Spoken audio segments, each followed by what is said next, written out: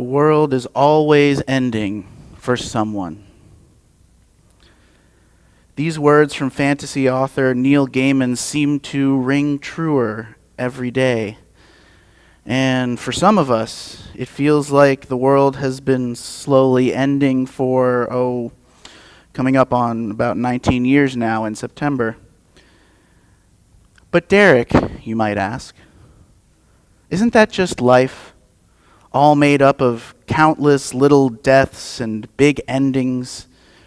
Is not every ending a new beginning? Every death a rebirth? To which I might reply, whoa, that's deep.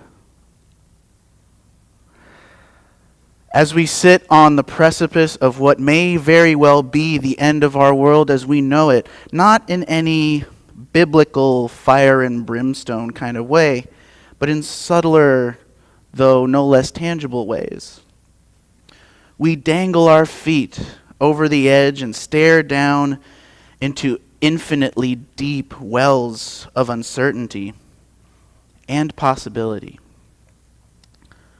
Or perhaps it may be more accurate to say that we've already stepped right off the cliff and are plunging deeper and deeper into the unknown, trying our best to catch each other on the way down and use the power and magic of our vast imaginations to build something better on the other side.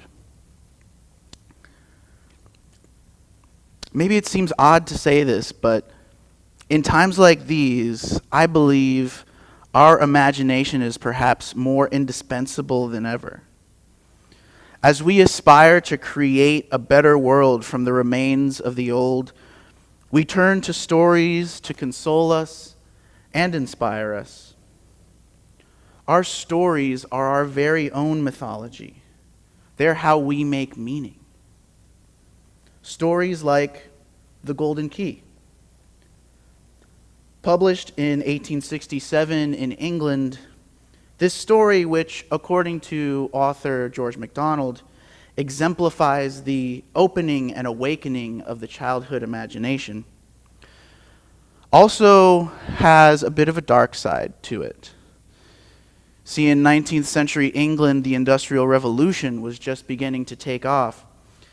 And because labor laws were, let's just say, not what they are today, society was just beginning to grapple with a sharp rise in childhood mortality. Stories like this are one of the ways that they did that. What was behind the door wasn't just the wonders of the imagination, right? It was heaven. The Golden Key, like so many of the most beloved scriptures of the world's religions, is in some way a grappling with death. A way of making meaning of our own mortality by imagining something on the other side. Part of an age-old tradition of cultivating hope by imagining life after death. One of my personal favorite entries into this particular tradition is a TV show called The Good Place. This small, mighty sitcom may seem relatively benign at first, but as it goes deeper, it becomes something more. A meditation on heaven and hell, on good and evil, on moral philosophy and theology. And at its core, it's really a show about just how hard it is to be a good person in a world that so often seems to reward selfishness and greed and punish compassion and generosity. I don't know about you all, but for me, it's never been harder to be a good person than it is right now. We're all so stressed and exhausted and overwhelmed by the state of our world. It can be incredibly difficult to be our best selves all the time when everything feels like it's crashing down around us. In times like these, We need examples of strong leadership, people of vision and values who approach the problems and questions of our times with grace and humility. And it all starts at the top with the President of the United States, Dr. Josiah Bartlett from TV's The West Wing. I find myself turning to President Bartlett now more than ever, not just for presidential leadership, but also the way he wrestles with theological questions. In one episode, he agonizes over whether or not to stay the execution of a man seemingly unethically convicted of the murder of drug lords in Mexico's drug war. He asks every single person he can find what they would do in his shoes, until finally he calls in the priest of his parish. When word comes that the man has been executed, the priest takes President Bartlett's confession. Imagine a president who wrestles this much with the death of a single person, a convicted murderer, no less. May we all be inspired by his example to value life and the inherent worth and dignity of every person. Oh, that first principle. We Unitarian Universalists sure do like to talk a big game about that first principle, especially when it comes to fighting for the rights of the marginalized and the oppressed. And it's good that we do that. It is good that we do. And we walk the walk as well as talking the talk, to be sure. But when the light of the first principle shines on those we see as our enemies, what then? Are we not the descendants of those universalist Christians who preach that everyone is saved? If every person has inherent worth and dignity, is not every person worthy of redemption if they are willing to do the work and be held accountable and make things right? Yeah, redemption arcs in fiction have been a very hot topic of discussion in pop culture discourse recently, in part for these very reasons, with the discussion largely focused on Netflix's reboot of popular 80s cartoon She-Ra, as well as the recent Star Wars sequel trilogy. There are many who believe that giving fictional characters who have done terrible things a chance at redemption sends the wrong message. But I don't know that that's necessarily true, especially when it comes to Star Wars and She-Ra, whose antagonists are very explicitly portrayed as being caught in cycles of abuse, acting out the abuse of their childhood because on some level, it's all they know. It's so important because this is so often the case in the real world as well, right? So many of those we consider bad or evil people are themselves victims of abuse or trauma, or even just the indoctrination and conditioning of authority figures of their childhood. We simply cannot afford to leave these people out in the cold forever, with no pathway back to reconciliation and atonement. Which is not to say that we should forgive and absolve people without holding them accountable. Redemption is work. And if someone's not willing to do the work necessary to walk that path, that's on them. But the path has to be there, always. Because we are human. And that means we don't know what the hell we're doing in this vast, infinite universe, because it's exceedingly difficult to be a truly good person all the time. And I really, truly, honestly believe that on some level, every one of us is really doing our best to do that. But most of all, because healing comes only from compassion, empathy, and love.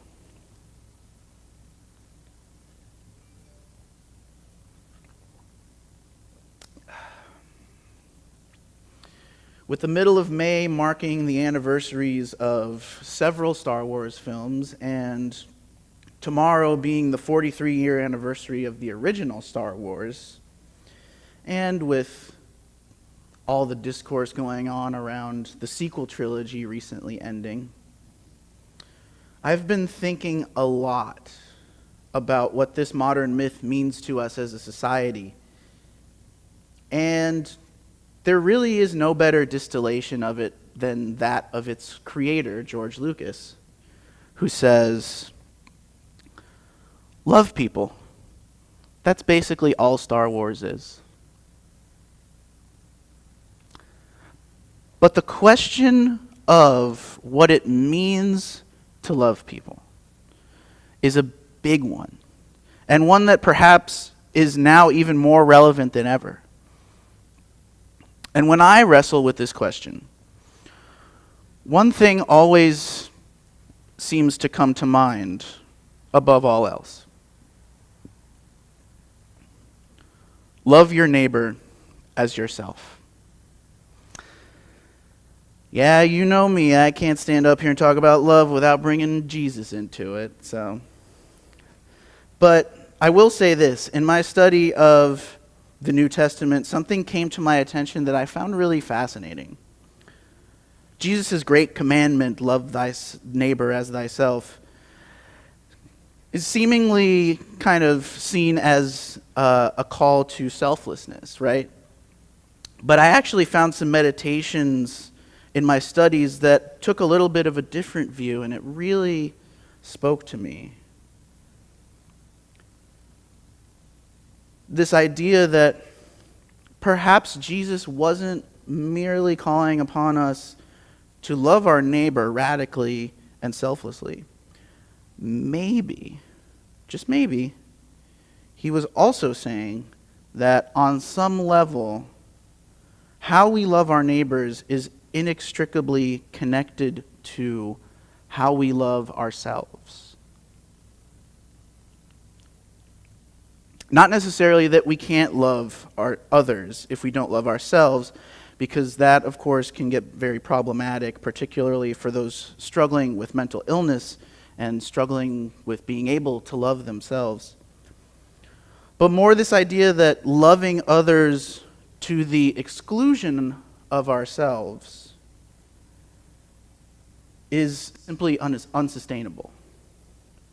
That loving yourself the way you deserve, and I'm not just talking about liking yourself or feeling good about yourself, but treating yourself the way that you deserve to be treated, is in some way the wellspring from which flows our love for others. And also, moreover, that we can't love people alone, right? Like, that when we struggle to love ourselves, we need the people we love to do it for us in order that we can do the same for them when they need it. This all goes back to one of the most central themes of Shira, which is that we are stronger together. Which is a message that people seem to need to hear now more than ever, right? So much of Shira is about learning how to be a good friend and learning how to love each other and realizing that if we stick together, there's nothing we can't do, nothing we can't be. Love is at the very core of She-Ra, much like it is in Star Wars, but maybe in different ways.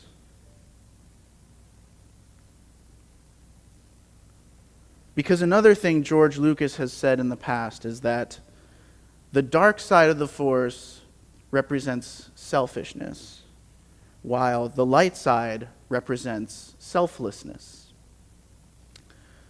Which, of course, on the surface seems to point to more of a light, good, dark, bad kind of binary. Except that also Star Wars is in many ways all about balance. And particularly this idea of bringing balance to the Force. And which is, the Force is actually largely based on Taoism and the concept of yin and yang. And so that makes sense, right? And so in spite of the fact that the Star Wars movies have largely failed to move beyond this idea of light, good, dark, bad, with a few exceptions, there are still many of us who draw inspiration from this idea of balance between light and dark. And it kind of points to this idea, much like the love thy neighbor as thyself, that maybe total selflessness isn't necessarily the best way to live, right? Maybe real love is a balance between the selfish and the selfless. Maybe loving ourselves is just as important as loving others. As Unitarian Universalists, we talk about love a lot. And usually, to me at least, it feels like more of a flowery, squishy kind of thing. Or sometimes it's a fierce, fiery kind of thing. But it always feels sort of simple and clear-cut and very intuitive. Choosing love, the choice is obvious in some important way. But y'all, love is messy and complicated. It's not always clear what it looks like or what it feels like or what it sounds like. Sometimes it's giving someone a second chance or even a third. And sometimes it's setting a boundary or even walking away. Something that happens in both She-Ra and the Star Wars sequel trilogy. The stories we tell and the myths we create together, at their best, I feel, reflect this messy complexity. And the stories aren't necessarily a direct reflection of reality, right? They can be a safe space to imagine the world as it could be. Not simple, no easy answers, but allowing the complexity of symbolism and allegory and metaphor to teach and console and inspire us the way nothing else really can. As we cross the threshold from the world we've known into whatever comes next, may we be stewards, lovers, and creators of these stories that make meaning of our lives and pour love into our hearts. Amen.